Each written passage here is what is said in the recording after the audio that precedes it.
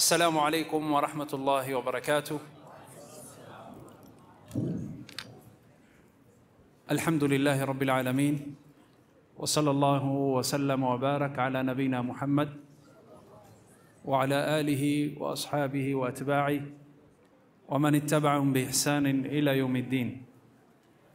Mimi ndugu yenu Jamaluddin Uthman, imam na khatib katika msikiti wa Jamia jijini Nairobi. Kwa rehema za Allah, leo Mwenyezi Mungu ameniwezesha, nimetoka Jamia Nairobi na msikiti wa kwanza nimekuja ni Jamia Bunyezi. Namshukuru Sheikh Said Baba Idi, sio? Mwenyezi Mungu amjaze kheri, na nafurahi kwamba nimekuja kwa Jamia nyingine. Kando na hayo, kabla sijamshukuru mwanadamu, acha nimshukuru Allah kwa neema ya Uislamu. Na namshukuru kwa Allah kwa sababu ya neema ya Uislamu, leo Allah ametuleta pamoja. Japokuwa tumetoka nchi mbali, sehemu mbali, lugha tofauti au rangi tofauti, lakini Allah amejalia Uislamu na undugu wa Uislamu umetuleta pamoja. Namshukuru Allah kwa neema hii. Na kwa ajili ya Uislamu leo nimekaribishwa katika nchi hii na ndugu zangu Waislamu. Na mimi nawaambia amakuru yanyu murakome na wakunda kubera Allah. Sijui kama nimepata sio? Alhamdulillah, jazakumullah khair. Na kweli nawapenda kwa ajili ya Allah, nawapenda kwa ajili ya Allah. Kwa mapenzi haya Allah tukutanishe janna pamoja. Watukufu wa Islamu, nataka nianze muhadhara yangu kwa kisa kilichotokezea katika mji mtukufu wa Madina katika zama za Bwana Mtume Muhammad sallallahu alayhi wasallam. Siku Allah subhanahu wa ta'ala alipoanza kuwaletea nusra Waislamu, walipopata mateso na dhiki na maudhia, Allah akawapangia nusra Waislamu, akawaamrisha Waislamu wahame mji wa Makka waelekee Madina. Na wale waliohama mji wa Makka kwa ajili ya dini yao wakajulikana kama muhajirin, waliofanya hijra. Miongoni mwao walikuwa ni sahabi ajulikana kwa jina Abdurrahman ibn Auf radhiyallahu anhu arda. Japokuwa alipokuwa Makka alikuwa yuishi baina familia yake na alikuwa akiheshimika katika jamii. Alikuwa ni mtoto wa mtu maarufu, mfanyabiashara maarufu, na yeye pia akawa ni mfanyabiashara, bali yeye akawa ni katika watu wa kwanza waliosilimu radhiyallahu anhu arda. Lakini maudhia ilipozidi dhidi ya Waislamu na dhidi ya Mtume Muhammad sallallahu alaihi wasallam, zaidi ya miaka 13 wakaamrishwa wahame waelekee katika mji mtukufu wa Madina. Alipofika Madina, na mwajua hali ya balaa anapokimbia mtu kama mkimbizi, Mungu asiwajalie. Amin. Lakini nyinyi wa Burundi leo mkiwa wakimbizi mtaacha kila kitu hapa. Na hii ni hisia ama ni experience masahaba walipitia. Wakawa ni kana kwamba ni wakimbizi, na mtu akiwa ni mkimbizi yuaenda kwa watu ambao wasiowajua, yuaenda kwa nchi ambayo si kwa yake, yuaenda kuishi na watu ambao si watu wake, na kila alichokuwa nacho yuacha nyuma. Kwa hivyo yukuja peke yake, ameacha kila kitu nyuma, na kule anapoelekea mbele yake hajui atakutana na nini. Hali nzito. Mimi nikitoka Kenya sikutoka kama mkimbizi, mambo yangu yako sawa, na ningekuja hivyo hapa ningekuwa na wasiwasi, lakini hapa nina wakunipokea. Hawa ambao walionipokea nimetaja majina zao, Allah wajaze kheri. Lakini wewe chukua hii picha, kama ningekuwa nakimbia Kenya na acha kila kitu, siwezi kurudi, na nimekuja Burundi sina mtu namjua hapa. Hiyo ndio ilikuwa hali ya masahaba ridwanullahi alaihim. Kwa sababu ya dharura hiyo, Abdurrahman ibn Auf alipokuja Madina, Ar-Rasul sallallahu alayhi wasallam akawahimiza wenyeji wa Madina wanusuru Waislamu. Walipojitolea Waislamu, Ar-Rasul sallallahu alayhi wasallam akafanya Waislamu washirikiane. Kivipi? Akamchagua mmoja ambaye aliyefanya hijra na akamchagua mwenyeji aliyekuwa Madina, akawafanya nyinyi ni mandugu mushirikiane. Na Abdurrahman ibn Auf radhiyallahu anhu akachaguliwa mwenyeji wake katika Madina, Saad ibn Rabi' al-Ansari radhiyallahu anhu arda. Saad akampokea Abdurrahman ibn Auf kama mkimbizi, ameacha kila kitu nyuma. Akamwambia Saad, Abdurrahman ibn Auf, ndugu yangu, umekuja, ulikuwa mfanyabiashara mkubwa, ulikuwa na mali, lakini umekuja leo hauna lolote. Lakini usiwe na hofu, mimi ni ndugu yako. Japokuwa sisi si familia moja, si kabila moja, hatutatoka katika mji mmoja, lakini Allah ametujalia sisi ni mandugu, na Ar-Rasul amenichagua mimi na kukuchagua wewe, akatuleta sisi pamoja tushirikiane. Hasa Rasul akiambia wewe na wewe shikamaneni, wewe na wewe shikamaneni, wewe na wewe shikamaneni. Hasa mimi na wewe Ar-Rasul ameniambia nikushike mkono. Na mimi katika wafanyabiashara wakubwa wa Madina, kama vile wewe ulivyokuwa mfanyabiashara mkubwa katika Maka. Kwa hivyo umekuja kwangu, mwanzo nataka usihisi kwamba wewe ni mgeni, kama vile mlivyonionyesha kwamba mimi si mgeni hapa. La pili, mali yangu nyingi nimeigawanya nusu, nusu nakupa wewe, nusu nabakia nao. Na umekuja Madina huna mke, mimi nina wake wawili, na waita uangalie yule ambaye anayekupendeza, nitampa talaka umoe. Hapo Abdurrahman ibn Auf radhiyallahu anhu akamwambia Saad ibn Rabi' al-Ansari, barakallahu laka fi ahlika wa malik, dulluni ala suq. Hamna haja kugawanya mali yako nusu, hamna haja kumwacha mke wako kwa ajili yangu. Allah akubarikie mali yako, bakia nayo. Na Allah akubarikie wake zako, hakuna haja kumpa talaka moja kwa ajili yangu nimuoe. Lakini mimi naomba jambo moja, mimi ni mzuri hodari wa kufanya biashara, na ujuzi na elimu. Hebu nielekeze soko, huwa mfanya biashara mambo yaenda vipi? Nielekeze soko ni wapi, na unipatie siri za biashara katika mji huu. Hapo Abdurrahman ibn Auf akashikwa mkono na Saad ibn Rabi', akamwelekeza, hivi ndio unavyofanya, bidhaa zinatoka huku na kule. Abdurrahman akamwambia, bas hapo umenisaidia, umenipatia siri ya mji na biashara namna inavyofanyika, hakuna haja kunipa mali yako, wewe niachie sasa mimi. Akaingia soko, akachukua huku akipeleka kule, akichukua huku, kwa ulimi mzuri, kwa uaminifu, kwa bidii. Allah akamfungulia Abdurrahman ibn Auf alikuwa akishika kitu biashara yote anaingiza mkono wake, Mwenyezi Mungu humjalia kama dhahabu. Na sisi Allah atufungulie ibada. Amin ya Rabb. Ikawa mkono wake Allah ametia baraka. Na hivi ndo ilivyo mwanadamu. Siku ukiamua kujitegemea, usimsubiri mwanadamu, usimsubiri ndugu yako, usisubiri urathi ambaye kila mmoja yupigania, ukasema hebu acha mimi mwenyewe nijitafutie, hebu acha mimi mwenyewe nijinganganie, hebu acha nisiwe mzigo kwa mtu, acha mimi mwenyewe nikule jasho langu. Siku ukiamua hivyo, basi sikiza Rasul asemaje sallallahu alaihi wasallam, man istaghna aghnahu Allah, man istaghna aghnahu Allah, man istaghna aghnahu Allah. Yule ambaye anajitosheleza akasema mimi simngojee mtu, singojee urathi, singojee kuomba, singojee serikali, mimi wacha nijiamulie, wacha nichangamke, wacha nianze kuanzia chini, nianze kidogo kidogo. Ar-Rasul sallallahu alaihi wasallam asema yeyote anayefanya uamuzi huo, na yeye Allah atamshika mkono, atamtosheleza, hata mhitaji mtu. Na leo Allah akikufikisha daraja ya kwamba mahitaji yako ya msingi wasimamia wewe mwenyewe, nyumba yako kodi wajilipia mwenyewe, afya ukiwa mgonjwa wajilipia mwenyewe, mtoto akiwa mgonjwa wamlipia, ukitaka kutoka sadaka watoa, ukitaka kwenda umra wajifanyia mwenyewe. Siku ukifika hapa ni Allah amekutosheleza. Sasa ukitaka kufika hapa ni wewe mwenyewe uamue kwamba mimi nitakula bidii yangu na jasho langu. Na hilo ndo alilolitaka Abdurrahman ibn Auf, na naam akafika, bali Allah akamfungulia baada ya miaka, ikawa hakuna mtu tajiri Madina kama yeye. Huyu ndo Abdurrahman ibn Auf.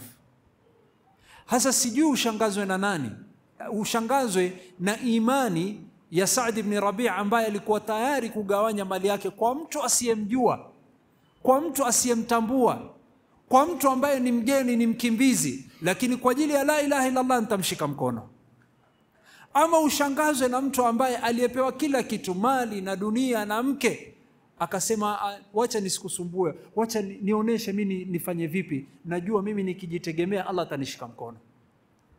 Ushangazwe na imani ya Abdurrahman ambaye alikuwa yuhitaji, alikuwa na imani kwamba mimi nikisimama Allah atanishika mkono. Ama ushangazwe na imani ya Saad radhiyallahu anhu ambaye hakuona uzito kugawanya mali yake, bali hata kumpa talaka mke wake kwa ajili ya ndugu yake amoe. Hapa pana swali, ni jambo gani lililopatikana baina hawa wawili mpaka Allah akalizungumzia tukio hili katika Qur'ani? Tena hii ni mfano mmoja, mifano ilikuwa ni mingi, mpaka Allah akaliangazia katika Qur'ani, akapendezwa mno na imani na undugu uliopatikana baina Muhajirin na Ansar. Allah yuwasifu, akabainisha katika Qur'ani akasema, baada a'udhu billahi minash shaitani rajim, للفقراء المهاجرين الذين أخرجوا من ديارهم وأموالهم يبتغون فضلا من الله ورضوانا وينصرون الله ورسوله أولئك هم الصادقون والذين تبوأوا الدار والإيمان من قبلهم يحبون من هاجر إليهم ولا يجدون في صدورهم حاجة مما أوتوا ويؤثرون على أنفسهم ولو كان بهم خصاصة ومن يوق شح نفسه فأولئك هم المفلحون. Allah amewaangazia hali ya muhajir aliyekimbia kwake kwa ajili ya imani, ya kulinda imani yake, akaacha kwao, akaacha mali yake, akaacha kila kitu kwa ajili ya imani yake, paka wakawa si maskini bali wakawa ni mafakiri. Mmoja wa fakiri ni nani? Fakiri ni mtu ambaye hata hafikishi nusu ya mahitaji yake. Ikiwa kwa mwezi yahitaji $100, kwa siku, kwa mwezi hata $50 hafikishi, afikisha $30. Huyu ndo fakiri kwa istilahi ya alfuqaha. Wakawa mafakiri baada ya kuwa matajiri, na ufakiri wao ulisababishwa na hijra waliofanya. Na hijra ilifanyika kwa sababu walifukuzwa makwao. Lilfuqara alladhina ukhriju, walitolewa min diyarihim wa amwalihim, wakatolewa nje ya miji yao na majumba yao na mali yao, wakaambia biashara wacha hapa, wewe nenda.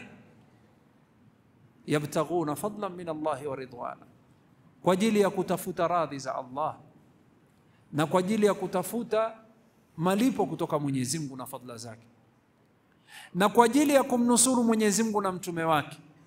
Wayansuruna Allah wa rasulahu ulaika humus sadiqun. Ar-Rasul asema, Allah asema hawa ni wakweli katika imani yao. Kuna wengi wanadai kwamba ni waumini lakini kumbe ni waongo. Yamununa alayka an aslamu qul la tamunnu alayya, yamununa alayka an aslamu qul la tamunnu alayya islamakum balillahu yamunnu alaykum an hadakum liliman. Kuna watu wajao wadai kwamba ni waislamu na nini, kwamba sisi tumekuwa waislamu, tumewaunga mkono waislamu wenzetu. Allah asema wengine si wa kweli.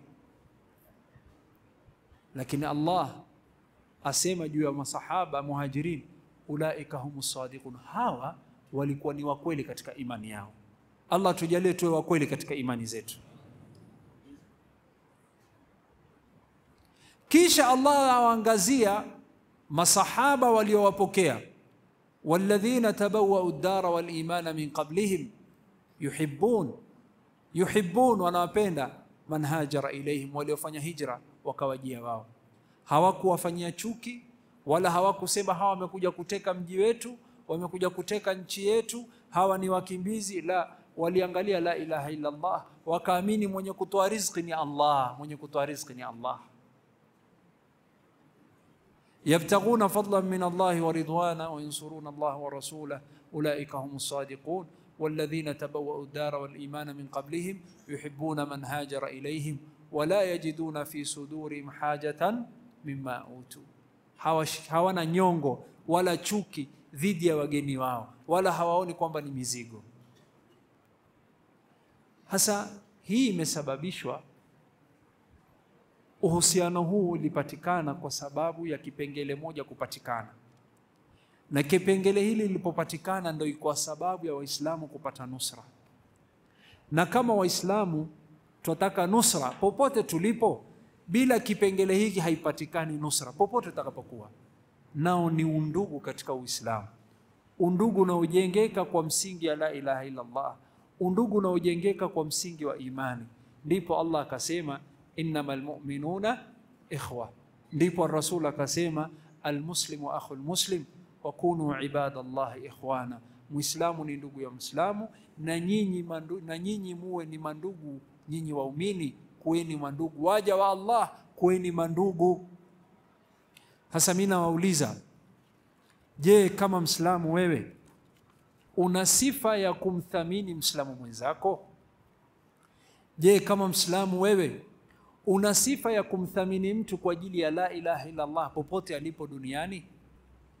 Je, wewe kama Muislamu una sifa ya kumpenda anayesema la ilaha illa Allah wala si kwa ajili ya maslaha ya kidunia? Je, waweza kumpenda mtu si kwa ajili ya mali wala cheo wala maslaha?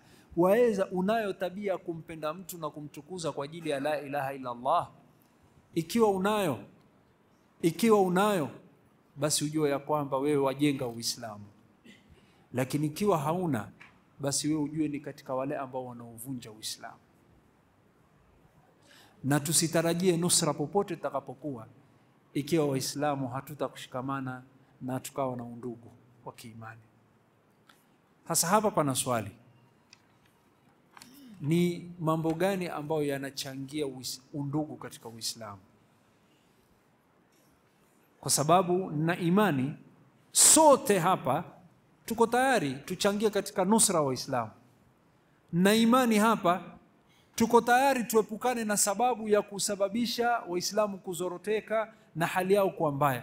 Bali kila mmoja yatamani yeye sababu ya Waislamu kupata nguvu, wala si sababu ya Waislamu kudhoofika. Mimi na imani sote tuko na nia hiyo.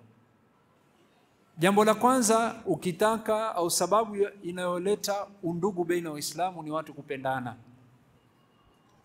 Allah alipowasifu al-Ansar alitaja sifa moja walikuwa nayo katika Qur'ani, sifa ya kuwapenda waumini wenzao. Allah subhanahu wa ta'ala asema walladhina tabawwa'u ad-dara wal imana min qablihim yuhibbuna, wanawapenda. Sasa huwezi kusema wewe wataka Waislamu wapate nguvu, huwezi kusema wataka undugu baina Waislamu upatikane ikiwa huwapendi Waislamu wenzako. Bali katika sifa ambayo watakana uwe mbali nayo ni kuwachukia waumini. Na ikiwa una sifa ya kuwachukia waumini, basi ujue kwamba hii si sifa ya waumini. Allah subhanahu wa ta'ala asema walladhina ja'u min ba'dihim yaquluna rabbana ighfir lana wa li ikhwanina alladhina sabaquna bil iman wa la taj'al fi qulubina ghillan lilladhina amanu. Ya Allah, mimi nakuomba usinijalie niwe na sifa ya kuweka chuki na nyongo dhidi ya waumini. Hasa kila unapohisi nafsi yako inakuwa nzito, kuna Muislamu fulani humpendi, kuna mtu, wewe muombe Allah kwa hii dua, rabbana ighfir lana wa li ikhwanina alladhina sabaquna bil iman wa la taj'al fi qulubina ghillan lil ladhina amanu rabbana innaka raufur rahim. Alafu nimalizie kwa nukta hii ya kupendana. Kupendana baina Waislamu si khiari, ni lazima kwa kila anayetaka kuingia janna.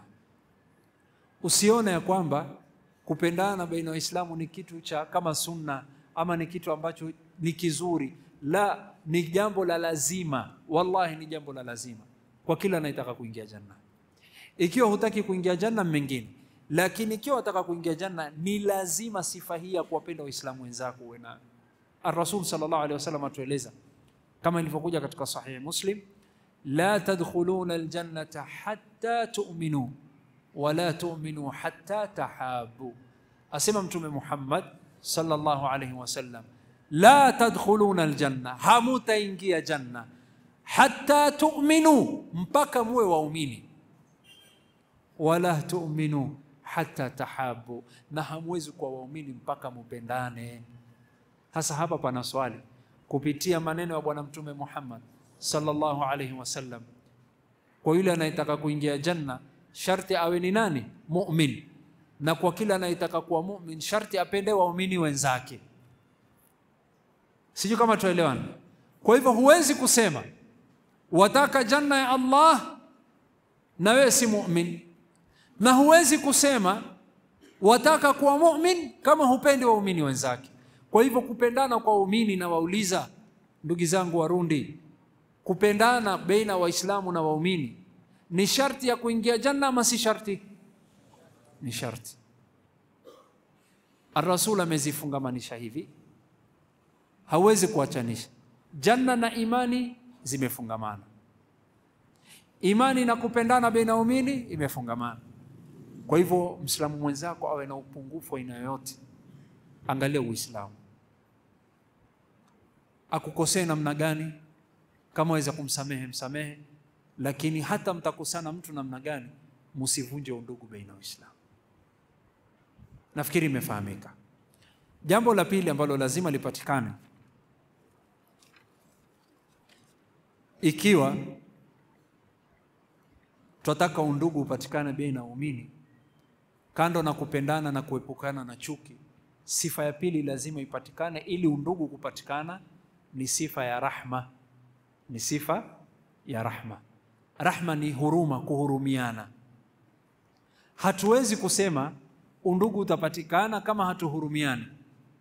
Na sifa ya kuhurumiana ni sifa ya msingi katika uhusiano aina yoyote. Katika uhusiano aina yoyote, ikiwa hakuna huruma baina hiyo uhusiano, ama huruma haipatikani katika hiyo uhusiano, uhusiano huo utavunjika. Tawapa mfano. Uhusiano ulioko baina mume na mke, uhusiano mzuri ili upatikane, rahma lazima ipatikane. Ikiwa hakuna huruma baina mume na mke, mume hamhurumii mke wake na mke hamhurumii mume wake, ndoa hiyo hawatakaa kwa raha na mwisho huenda ikavunjika. Ni sharti kwa uhusiano aina yoyote hapa duniani, ili uhusiano wako baina wewe na mtu yoyote, huruma ipatikane katikati yenu. Allah alipoangazia juu ya ndoa asema, wa min ayatihi an khalaqa lakum min anfusikum azwajan litaskunu ilayha wa ja'ala bainakum mawaddatan wa rahma. Kama wewe hauna huruma na mke wako, ama wewe mwanamke hauna huruma na mume wako, wallahi hiyo ndoa haukai kwa raha. Si maneno yangu, maneno ya Allah jalla jalaluhu. Uhusiano uliokuwa naye mtu yote hapa duniani, wataka uhusiano udumu, mhurumie. Bali si uhusiano na ndoa, bali uhusiano ya wewe na mtoto wako. Allah subhanahu wa ta'ala tufundisha namna kuwaombea wazazi wetu. Wa qur rabbirhamhuma kama rabbayani saghira. Ewe Mola hurumie kama alivyonilea. Rahma waitaja. Sasa wewe kama huna huruma na watoto wako, vipi watakukumbuka katika dua utakapokuwa kaburini? Lazima rahma iwe kwa mzazi anapokuwa na mtoto wake. Na akikosea mtoto wako, kuna jinsi ya kumrekebisha. Kuna wengine humtia mtoto adabu na kuna wengine humpa mtoto adhabu. Sasa wewe unapomrekebisha mtoto wako na kumfundisha anapofanya makosa, ni kumtia adabu kidogo ama unamtia adhabu na kumuumiza? Kila mmoja ajijua. Masahaba tueleza uhusiano baina mwalimu na wanafunzi. Yule sahabi ambaye aliyekojoa msikitini, watu wote walimkemea isipokuwa Rasulullah sallallahu alaihi wasallam, mwalimu mwenye huruma. Asema sijaona mwalimu mwenye huruma mfano wake. Wallahi ma qaharani wala shatamani. Wallahi hakunikemea wala hakunitukana. Alinihurumia, akaniita, akanirekebisha. Na hii sifa kila mtume lazima awe nayo. Wama arsalnaka illa rahmatan lilalamin. Huruma lazima ipatikane katika kila uhusiano, hata mtoto mdogo. Ar-Rasul sallallahu alayhi wasallam asema, laysa minna man la yarhamu saghirana wala yuwaqiru kabirana. Si mmoja wetu ikiwa mtu hana huruma na wadogo wake na hana heshima kwa wakubwa wake. Sasa wewe jiulize, nyumbani kwako una mandugu ambao ni wakubwa wako na una mandugu ambao ni wadogo wako. Hao wadogo wako unawahurumia ama unawakandamiza na kuwadhulumu na kuwanyima haki zao? Na wale wakubwa unawatukana ama wawaheshimu? Ar-Rasul atueleza, laysa minna, si mmoja wetu ikiwa mtu hajui kuwaheshimu wakubwa wake na ikiwa hajui kuwahurumia wadogo wake. Ndipo ulama wanasema, kwa kila mzazi ambaye angependa nyumba yake watoto wake washikamane baada ya kufa kwake, ahakikishe sifa hii patikane baina watoto wake. Kila mtoto amheshimu aliyekuwa mkubwa na amhurumia aliyekuwa mdogo. Sifa hizi kipatikana katika nyumba yako, watoto wako wote, huu ni mkubwa wako mheshimu, huu ni mdogo wako mhurumie, nyumba hiyo itasimama. Hata baada ya wewe kufa, watoto wako watashikamana na undugu utabakia, kwa sababu ya sifa hii ya rahma kupatikana na heshima kupatikana. Na sifa ambayo Allah amewataja waumini na wafuasi wa Mtume Muhammad wako nao, aeleza katika Qur'ani tukufu, suratu Fath. A'udhu billahi minash shaitani rajim. Muhammadur Rasulullah والذين معه أشداء على الكفار رحماء بينهم. Jamani, sifa huruma ipatikane. Ikiwa una uhusiano na mtu yeyote na wataka uhusiano huo ni uhusiano mzuri, usiondoshe rahma, hakikisha rahma ipatikane. Ndipo Rasul sallallahu alaihi wasallam amesifiwa na Allah pamoja na wafuasi wake, Muhammad ni mtume wangu, mimi ndo nimemtuma. Allah asema Rasul ni mtume wangu kutoka kwangu, walladhina ma'ahu, na wale walio baina yao, ashidda ala al-kuffar ruhamau bainahum. Sasa wewe jiulize, hii sifa ya rahma iko baina waumini, na wewe una sifa ya huruma? Je, wahurumia wake zako? Wahurumia wazazi wako? Wahurumia watoto wako? Wahurumia wadogo wako? Wahurumia waumini wenzako? Ruhamau bainahum. Ulama wakasema, ikiwa undugu baina waislamu, yatutaka tujenge undugu baina waislamu, lazima rahma ipatikane baina yao. Bila huruma undugu hakuna, bila huruma bali hakuna uhusiano yote utakayopatikana. Nafikiri nukta hii imefahamika vizuri. Sifa ya kwanza ni mapenzi, kupendana. Sifa ya pili, kuhurumiana. Sifa ya tatu, jambo la tatu ambalo ni la msingi lazima ipatikane, ni kwamba waislamu wana haki juu yako. Allah ana haki juu yako, wazazi wako wana haki juu yako, mke wako ana haki juu yako, mume wako ana haki juu yako, mtoto wako ana haki juu yako, ndugu yako ana haki juu yako, jamaa na familia na karaba wana haki juu yako, na kila Muislamu ana haki juu yako, na jirani ana haki juu yako, na kila mtu anayesema la ilaha illa Allah uliokuwa naye ana haki juu yako. Undugu kupatikana, lazima tuchunge na tuwapatie waislamu haki zao, kama vile unavyofanya bidii kumpatia Allah haki yake, kumwabudu na usimshirikishe, kama vile wazazi unavyowapatia haki zao, kama vile mke wako unavyompatia haki yake, mume wako unampatia haki yake, watoto wako wapatie haki zao. Kila Muislamu pia ana haki sita juu yako. Ar-Rasul sallallahu alayhi wasallam atueleza katika Sahih Muslim ilivyopokewa kupitia hadithi ya Abi Hurairah radhiyallahu anhu, asema haqqul muslimi ala al-muslimi sit. Haki ya Muislamu ya kila Muislamu juu ya kila Muislamu ni sita. Ya kwanza, idha laqitahu fasallim alayhi, wa idha da'aka faajib, wa idha istansahaka fansah lahu, wa idha atasa fashammat, wa idha atasa fahamida Allah fashammit, wa idha marida fa'ud, wa idha mata fattabi'hu. Haki sita kila Muislamu. Ukikutana naye msalimie ndugu yako, na akikusalimia pokea salamu zake, hata kama kuna tofauti baina, lakini salamu ni haki ya kila Muislamu. Ukimwona msalimie, na akikupa salamu pokea salamu zake. Jambo la pili, idha daaka faajib, na akikualika itikia mwito wake, hata kama ni baada ya muda, kulingana na uwezo wako. Mimi nilialikwa zaidi ya miaka 10 na Sheikh Zubair, wakati haukuniruhusu. Miaka 3 iliyopita tukakutana Dar es Salaam, wakati haukuruhusu. Lakini baada ya miaka 10 nilitia nia, kwa sababu ni haki ya Muislamu akikualika uitikie. Sasa siku ukipata fursa wewe itikia. Kama hauna fursa uko na udhuru, sio? Uko na dharura yaeleweka, majukumu na kazi. Leo Sheikh Zubair akiniambia na mtoto wangu yao nataka uje harusi, ikiwa na uwezo na wakati waniruhusu na muda na hali inaniruhusu, nitakuja mpaka Dar es Salaam, atakuja mpaka Bujumbura nihudhurie nikahi ya mtoto wake, ikiwa uwezo utaniruhusu. Na ni haki ya Muislamu, lazima nimpatie. Lakini ikiwa hali yaniruhusu na dharura mbele na udhuru mbele ya Mwenyezi Mungu, tanialika harusi ya kijana wako inshallah. Inshallah, barakallah. Na mimi kama akinialika siku na uwezo nitakuja, kwa sababu ni haki ya kila Muislamu. Wa idha da'aka faajib, na ndugu yako akikualika, akikupatia uwalishi, itikia. Usiangalie maskini tajiri, usiangalie aliyekuwa juu aliyekuwa chini, maadamu uwezo wa kuruhusu wewe nenda.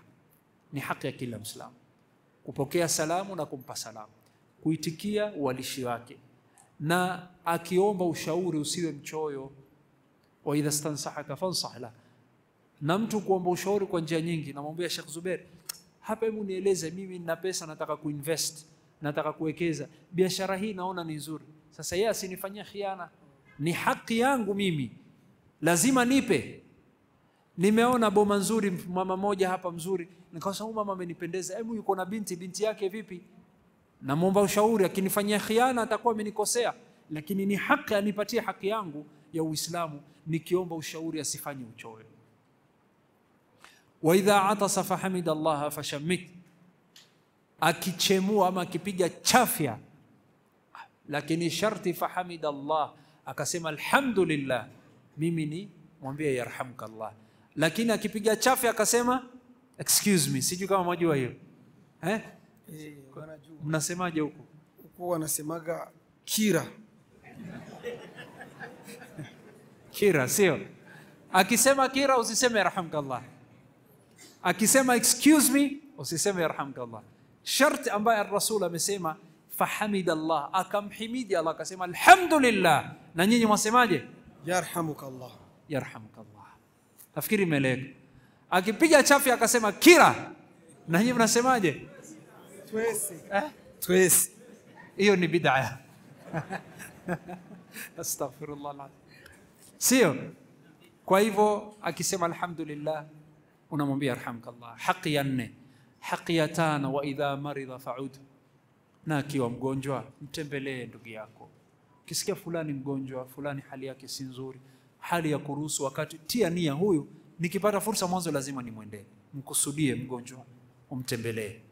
Wa idha mata fattabi'u, na siku akifa umesikia fulani inna lillahi wa inna ilayhi raji'un, fulani inna lillahi wa inna ilayhi raji'un, haki yake ni kwamba usumswalie na ufuate janaza lake mpaka afikishwe kaburini. Hii ni haki ya Muislamu. Nafikiri imefahamika.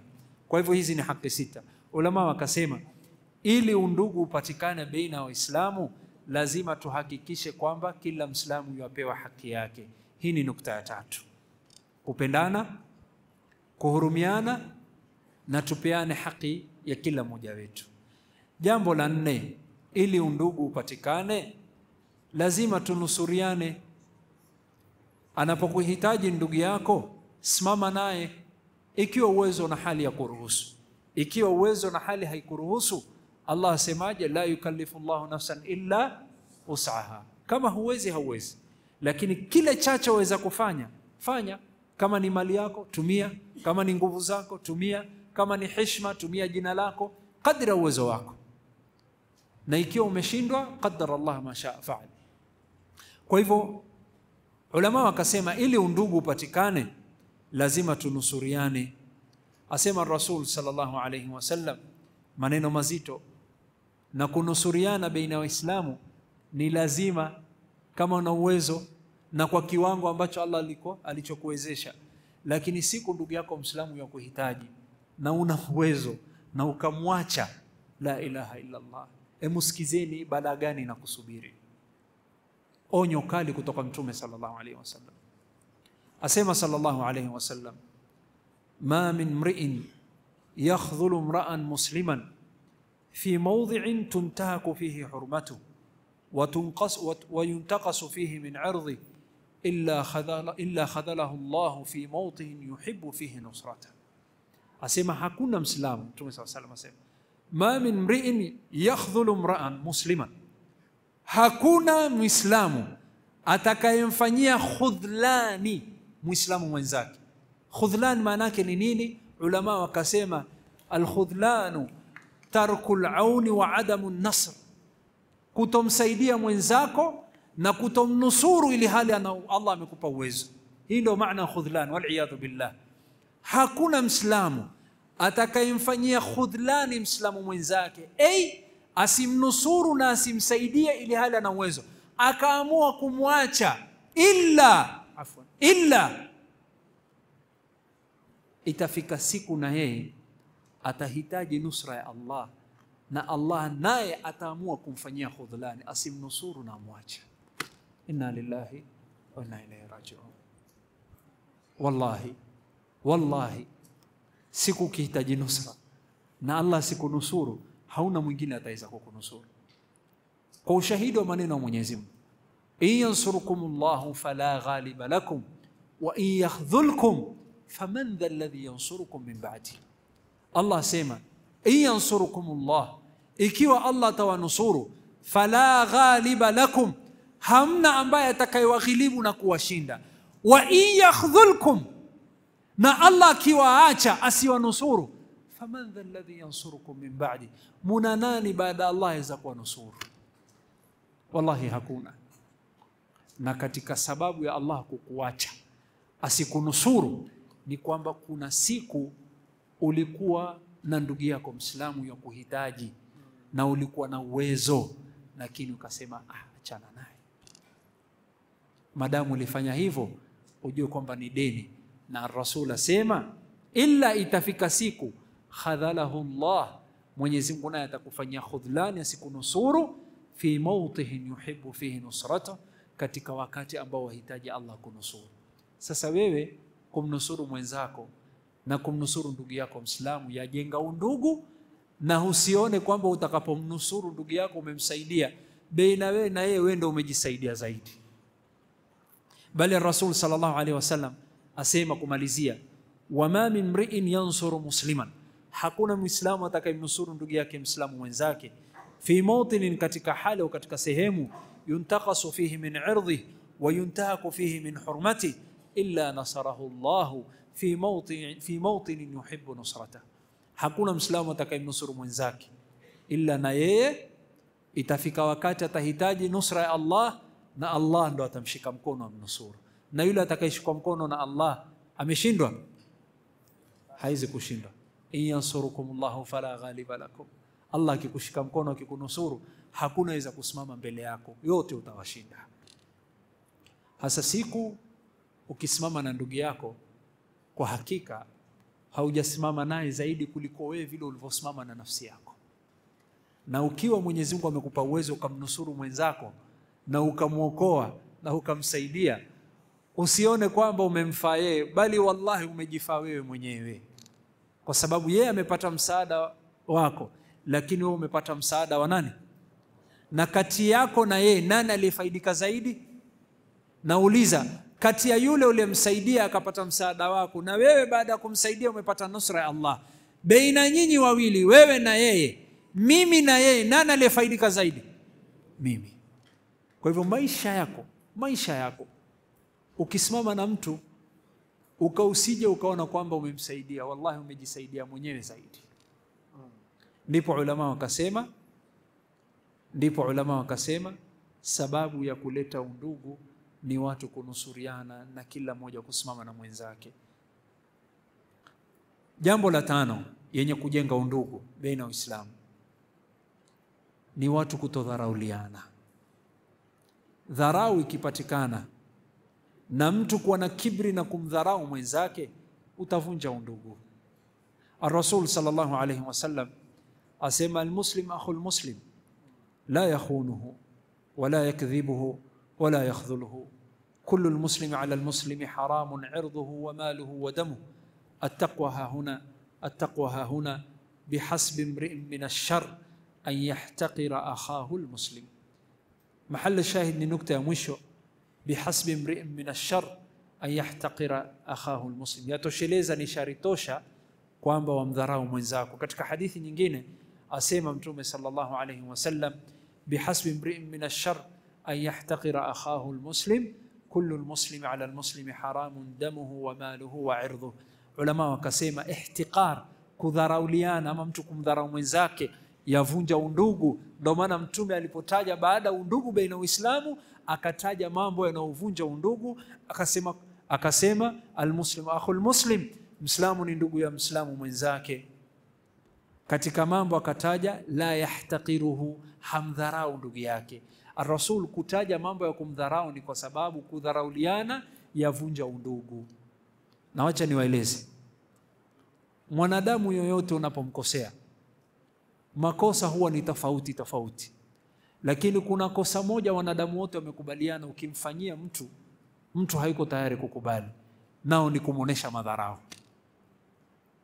Mtu kumuonyesha madharau hakubali. Hasa ulama wakasema usiwahi kumdharau ndugu yako Muislamu na kumuonesha kwamba wewe uko chini na mimi niko juu, wewe ni duni na mimi niko juu. Hiyo yavunja undugu. Niwape faida. Ulama wametaja sababu 7 ya mtu kumdharau mwenzake. Kwa sababu ya hizi neema 7, amepewa moja ajiona yeye yuko juu ya wenzake. Hizi neema 7 asiokaa akamshukuru Mwenyezi Mungu, bali imempelekea kujiona kwamba mimi niko juu ya watu. Neema 7 hizi ulama wametaja, Imam Ghazali, Ibn Qudama, Ibn al-Jawzi, wote wametaja. Neema ya kwanza ni elimu, kwa sababu Allah amekupa elimu, wamdharau ambaye hana elimu. Neema ya pili ni amal, Mwenyezi Mungu amekusahilishia amali ya khairi, waswali, wafunga, wafanya khairi, imekuwa sababu ya kuwadharau wengine kwa sababu huyu haswali, huyu yuko nje, huyu haje safu ya kwanza. Kwa sababu Allah amekupatia amali njema, usiokaa ukamshukuru, bali imekufanya shetani amekuonesha kwamba uko juu ya watu. Nani amekwambia yako imekubalika? Haujui. Sababu nyingine ulama wametaja yenye kupelekea watu kudharau wenzao ni neema ya mali. Mtu amepewa mali, adharau yule ambaye hana mali. Sababu ya 4 ulama wametaja ni neema ya nguvu. Mtu amepewa nguvu katika mwili, akitembea, sisi Mombasa tunasema kifua kama dushi, akitembea kifua kiko mbele kwa sababu ya nguvu aliyopewa. Neema ya 5 ambayo inakuwa sababu ya watu kudharauliana, na hii iko hasa baina na wanawake, ni'matul jamal, kwa sababu ya urembo na uzuri Allah aliyompatia. Bali wanawake wengine, mmoja kisa cha kustajabisha, mwanamke kwa sababu wajua ana sura nzuri na yupendwa na watu wengi na wanamtamani, mume wake amemsumbua, wametofautiana na mume wake kidogo, wewe bwana usinisumbue, nipe talaka yangu, kuna wengi wanitaka. Nini kilichomfanya yeye kumzungumzisha mume wake kwa ajili ya hiyo? Ni neema ya uzuri na urembo. Ni ngapi hizo? Al-ilm wal-amal wal-mal wal-quwwa wal-jamal. Neema nyingine ambayo inapelekea watu kudharauliana ni neematu kathratul atba'. Mtu madamu ana wafuasi wengi, ama ana influence, ama watu wanamsikiza akizungumza, akiambia watu nendeni left, watu wanaenda, nendeni right, madamu ana watu wanamsikiza, inampelekea yeye kudharau watu, akajiona yuko juu ya watu. Na neema ya 7 ya mwisho, kwa sababu ya familia yake na jina na kabila aliyokuwa nalo. Mimi mtoto wa fulani, mimi ni kabila fulani. Bidii hakufanyia, ni wazee wake wamefanya bidii, lakini kwa sababu yeye ametoka kutoka boma fulani ama nyumba fulani, azungumza na watu na kuwadharau watu. An-nasab. Kwa hivyo ulama wakasema ukitaka undugu upatikane, basi lazima tusidharauliane. Jambo lingine, undugu kupatikana si kwa jina peke yake, basi pia tusiwe ni wenye kudhuriana. Usimdhuru mwenzako. Ar-Rasul sallallahu alayhi wasallam ametukataza tusileteane madhara. Usimdhuru ndugu yako, bali akatoa mifano njia mbili ambao watu wanaofanyana madhara na inapelekea undugu kuvunjika.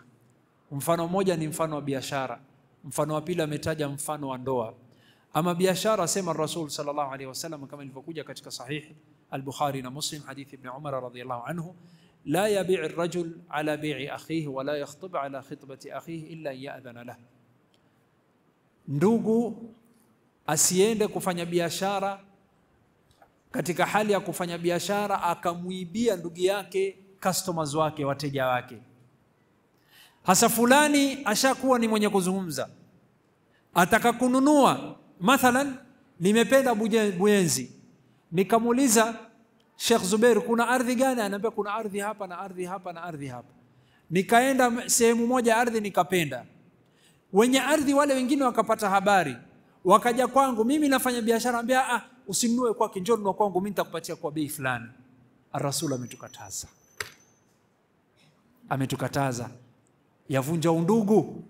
Bali kando na kuvunja undugu, hasara nyingine inayopatikana ni kwamba hawa ambao watakao kuja baadaye kuniuzia na wakanifanya nisununue kwa huyu, labda mimi mwenyewe nikatae, niseme sitaki, nikaenda kutafuta kwingine, wakasikia kwamba wale hawakuelewana. Sasa wakija kwangu hakuna shida, lakini bado anazungumza na huyu, tuko katika hali ya maelewano, ukaja ukaingilia kati ukaniambia mimi nitakupatia kwa bei fulani, achana naye yule, nikanunua kwako. Allah hakubariki katika hiyo biashara na hakubariki katika hiyo pesa, na juu yake yavunja undugu.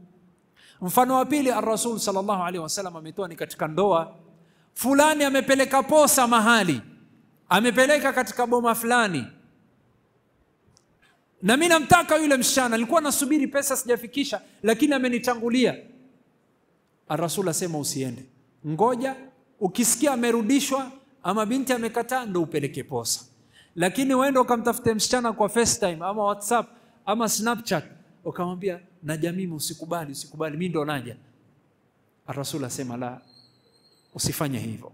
Na siku ukiamua kumwoa huyo msichana ukamuibia mwenzako, na ili hali msichana yeye mwenyewe hajasema la, wala familia yake haijasema la, bado hajapewa jawabu, wewe ukasema acha mimi niende haraka, ukaingilia kati katika process ya hawa wawili kabla huyu hajasema no ama hajaambiwa no na familia, ukaenda ukaamua kuoa wewe, ukaingilia kati eti kwa sababu msichana ni mrembo ama ni msichana mwenye dini, hata wewe ni sababu gani, ukaamua kumuibia mtu mke aliyemtaka kabla hajaamuliwa kuambiwa no, hajaambiwa la. Ujue kwamba ndoga hiyo hata ukimwoa huyo mwanamke, Mwenyezi Mungu hakubariki, na usitarajie kheri katika ndoa hiyo, na juu yake utavunja undugu.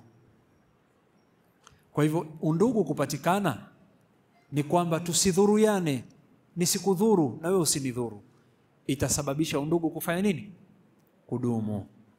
Kwa sababu ya wakati, jambo la mwisho yenye kuleta undugu ni kuwapokea ndugu zako kwa uso wa furaha unapokutana nao. Ar-Rasul sallallahu alayhi wasallam asema la tahqiranna min al-ma'ruf shay'a walau an talqa akhaka biwajhin taliq. Asema Ar-Rasul sallallahu alayhi wasallam, usidharau khairi unayofanya, hata kama utampokea ndugu yako kwa uso wa bashasha na furaha. Hasa mimi nilipokuja nimepokewa na uso wa bashasha na furaha. Hii kuanzia airport watu wananipokea kwa furaha, na hii yanifanya nipende nchi zaidi na nipende watu. Kwa sababu gani? Hata ukiwa mgeni umekaribishwa na mtu katika nyumba yake akakupokea vizuri mlangoni kwa uso wa bishara, kwa uso wa bashasha na furaha, ya kuonesha huyu mtu amenifungulia moyo wake kabla hajanifungulia mlango wake, sivyo? Ni katika haki wa Uislamu. Ulama wasema ukimwona ndugu yako, salamu alaykum wa rahmatullahi wa barakatuh, mbona mcheki jamani? Si mimi nacheka na nyinyi. Ahsan. Kwa hivyo haya ndio mambo ambayo yatakayojenga undugu, na mambo kwa Allah subhanahu wa ta'ala tuwafikie. Wa akhiru da'wana alhamdulillahi rabbil alamin.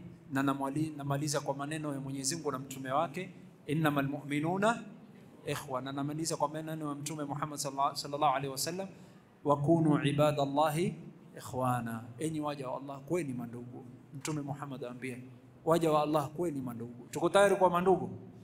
Wa akhiru da'wana alhamdulillahi rabbil alamin.